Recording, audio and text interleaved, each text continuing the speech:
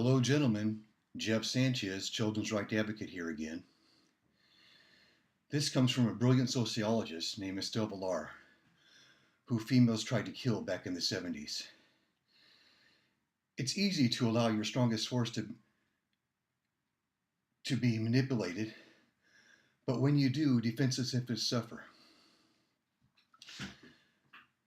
The weaker sex holds all the aces. The biological power structure rests on two instincts: sex and caring for the brood. Whoever need for the satisfaction of one or both of these instincts, a particular individual loses his independence to that individual. Thus, fourth, to love is to become enslaved. Counterwise, whoever is loved has a lover in her power. Thus, power equals the ability to make oneself the object of the other person's love. Only the human female is in a position to make herself the object of the male sex drive without becoming equally dependent upon the male for instinctual satisfaction. She does not need a man to satisfy her nurturing instinct. She has her children for that. She does not need the man to satisfy her sex drives. She has that firmly under control as bait or weapon in the sexual power struggle. Sex to the woman is too valuable, as it were, to be wasted on mere self-indulgence. So, if it is a question of one sex dominating the other, it can never be the male who dominates, only the female.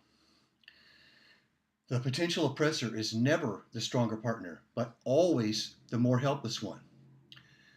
The potential ruler is never the one driven by desire, but the one desired. If it is true that most women are physically and mentally the weaker sex, and that they are more desired by men than desirous, then the first social oppression is the oppression of men by women, not the other way around.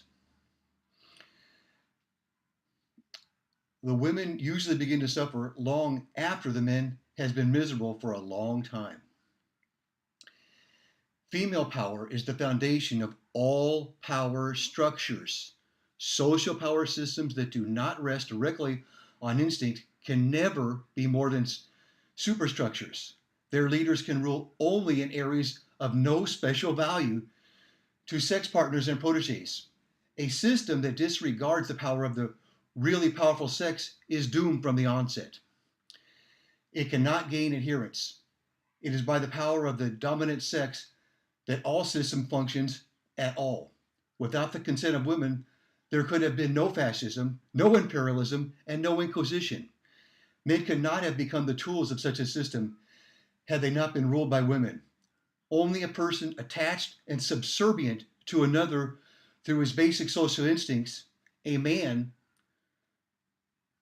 with a family to support typically, can be sucked into the treadmill of such secondary system and be driven to commit acts of hypocrisy, terror, and treason. The power of woman is the root force in others. Church fathers, politicians, and dictators know this unwritten law very, very well.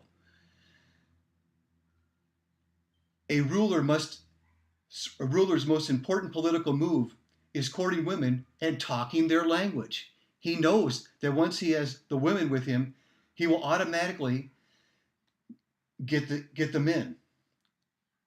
As long as the church backs up women and men's protege, she can easily induce him back up the church by letting it teach his children a faith in invisible beings that guarantees the continuance of the church in power. One hand washes the other. As long as politicians promise special social measures for women, they can keep military service and higher pension age for men with a good conscience. As long as dictators do not press women into army services, they can send male recruits by the thousands into battle. The church did not really come into power until after it set up women in the person of the Virgin Mary as an object of worship. And where the cult of Mary is still intact, the church is still in power. Jesus himself passed up his opportunity to win over the women. He once said to his mother, What have I to do with thee? And the Apostle Paul did no better in his time. Only when the female as protege was raised to an institution did Christianity win a massive following at last. We need to wake up, gentlemen. Take care.